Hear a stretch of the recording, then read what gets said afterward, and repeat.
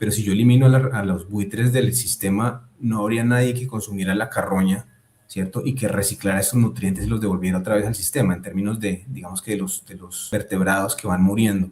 Entonces, esto implica aumento de poblaciones de bacterias, aumento de enfermedades y demás que no se diseminan porque precisamente las aves carroñeras y otros organismos carroñeros las consumen y controlan.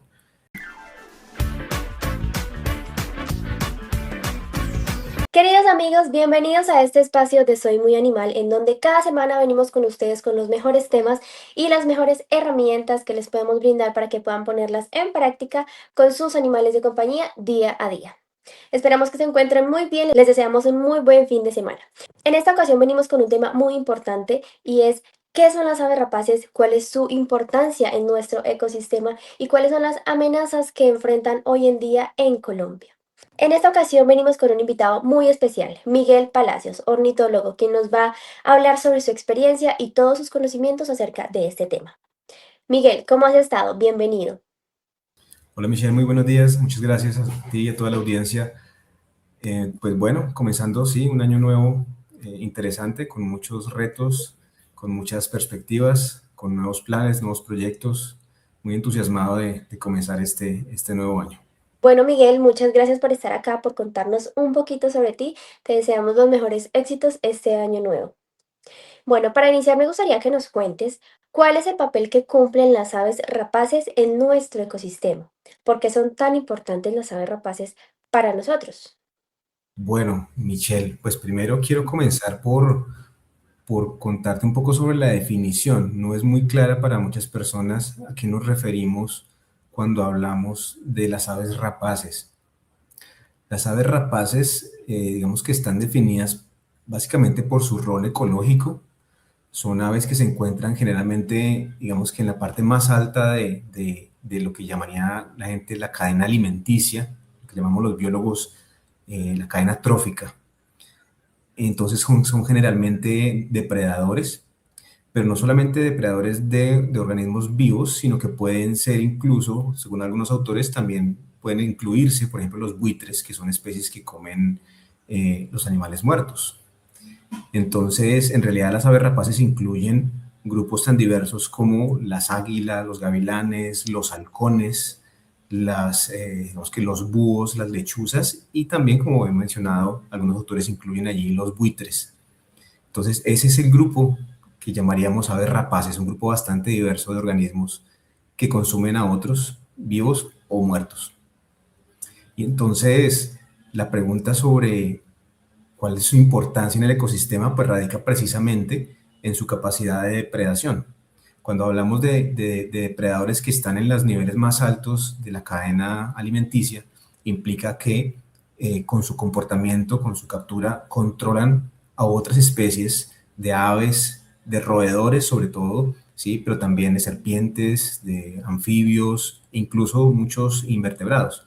Entonces, si no estuvieran allí o si se diezman sus poblaciones inferiores de la cadena trófica, pues aumentan sus poblaciones y pueden llegar a convertirse, por ejemplo, en plagas, como con el caso de los roedores. Ujú. Entonces, ese rol ecológico está asociado a esa capacidad de controlar a otras poblaciones de animales. Entonces, ¿cuáles son las amenazas que enfrentan hoy en día esas especies y cuáles de ellas están relacionadas directamente por acciones o actividades que realicemos los humanos? Cuéntanos un poquito más. Bueno, la pregunta, digamos que puede ser tan fácil de definir como entre las causas digamos que de pérdida de biodiversidad a nivel global. Las aves rapaces enfrentan básicamente las mismas, pero incluso otras. Entonces, eh, pues las aves rapaces sufren, como son tan grandes y requieren, digamos que de consumir también organismos grandes, entonces requieren generalmente de extensiones importantes de terreno, de cobertura, generalmente de bosque, y muchas de ellas están asociadas a bosques y coberturas maduras. Entonces, la deforestación, por ejemplo, causada por la ampliación de la frontera agrícola, por los cultivos ilícitos, por la urbanización, etcétera, amenaza sus ecosistemas porque disminuye las poblaciones de presas. Y entonces un águila que antes tenía que, no sé, moverse 1 kilómetro cuadrado para conseguir un ratón, ahora tiene que moverse 10 kilómetros, entonces comienza a volverse más difícil encontrar comida. ¿Sí? Esas son causas directas por presiones humanas. Y una de ellas también, por ejemplo, es la cacería. En Colombia, por ejemplo, es muy frecuente o ha sido muy frecuente históricamente que las personas cacen aves rapaces, particularmente águilas diurnas o rapaces diurnas, y particularmente algunas que le llamamos las cuaresmeras.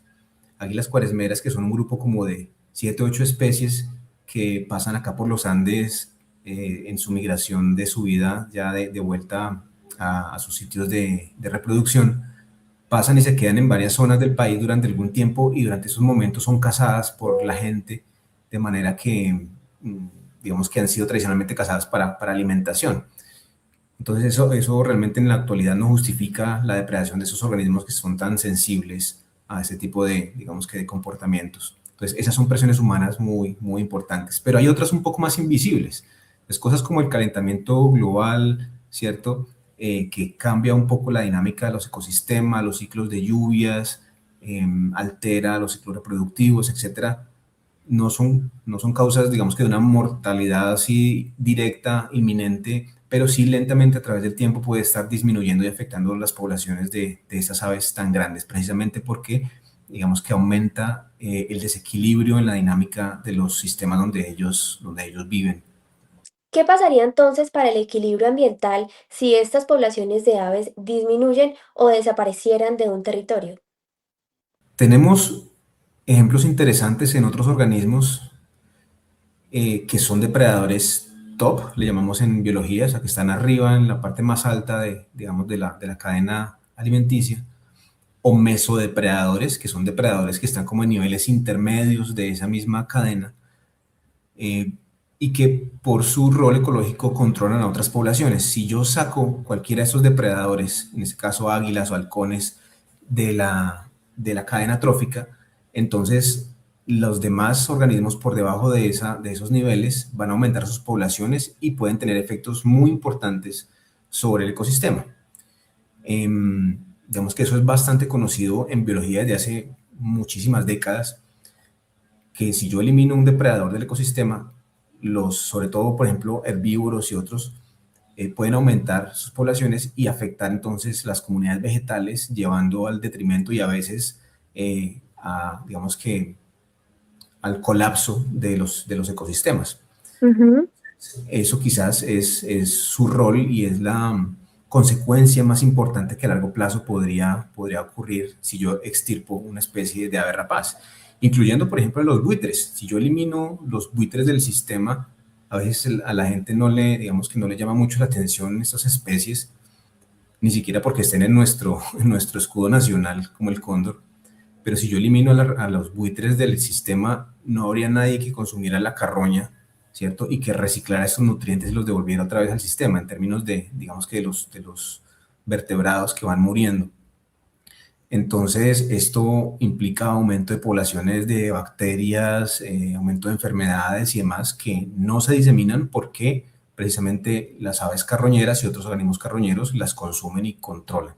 Entonces son roles ecológicos muy importantes en los ecosistemas. Ya para terminar, me gustaría que me des algunas recomendaciones o que me cuentes qué acciones deberíamos o que podríamos hacer nosotros como comunidad, como personas o como institución que podríamos poner en práctica para poder reducir en lo posible estas amenazas que enfrenta esta población de aves. Bueno, pues primero, Michelle, déjame mencionarte que en Colombia tenemos alrededor de 1969 especies, según el Comité Colombiano de Registros Ornitológicos, que está asociado a la Asociación Colombiana de Ornitología. De esas especies, de ese número de especies para Colombia, que ya sabemos todos que nuestro país es el más rico del mundo en aves, cerca de unas 100 especies son aves rapaces, que incluyen todos esos grupos que he mencionado: águilas, halcones, búhos y lechuzas y buitres. De esas 100 especies, alrededor de unas 12 o 13 son aves migratorias, y de esas mismas 100 especies, alrededor de unas 5 especies se encuentran amenazadas de extinción.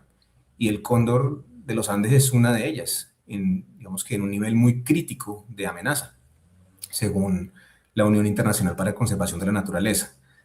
Entonces, esto implica que un grupo de ellas tiene unas presiones muy fuertes y que podría en las próximas décadas simplemente desaparecer de nuestro país o del mundo si se trata de especies, digamos que de distribución restringida para Colombia.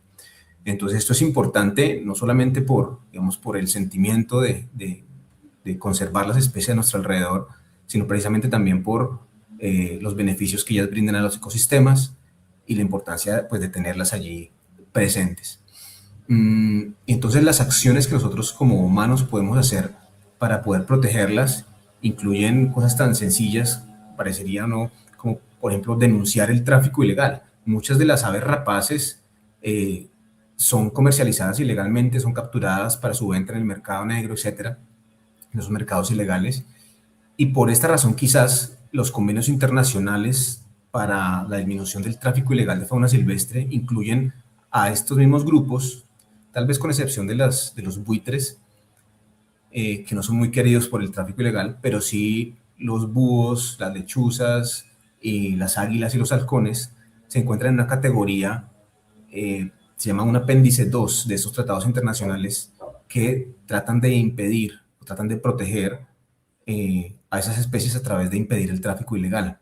Entonces, como humanos nosotros tenemos la responsabilidad, uno, de denunciar ese tráfico ilegal, de impedir que esto suceda, de alguna manera de ser conscientes que ese tráfico, por ejemplo, pues lleva a esas poblaciones a un detrimento y a su vez, pues de apropiarnos de esos recursos de fauna que son tan importantes para nosotros. Entonces creo que esas son una de las, digamos que de las principales apuestas que deberíamos hacer nosotros para poder protegerlas. Otras seguramente están asociadas ya a un activismo mucho más fuerte, a salir a observarlas, a asociarse con agremiaciones de observadores de aves, de ornitólogos y demás para poder proteger sus ecosistemas, sus poblaciones y para poder hacer educación mostrando a los demás, sobre todo a la gente más joven, la importancia de estas especies y la importancia de mantenerlas en nuestros territorios. Las aves rapaces nos recuerdan que todo en la naturaleza está conectado y que su ausencia también nos afectaría. Muchas gracias, Miguel, por acompañarnos, por darnos toda esta información tan valiosa, estas recomendaciones y estos datos que a todos nos debería interesar y las deberíamos poner en práctica. Y a ustedes, gracias por quedarse hasta el final. Recuerden seguirnos en nuestras redes sociales, escribirnos a nuestro correo contacto @soymuyanimal.com. Seguimos conectados con ustedes, construyendo conciencia y cuidando a quienes no tienen voz, porque soy muy animal.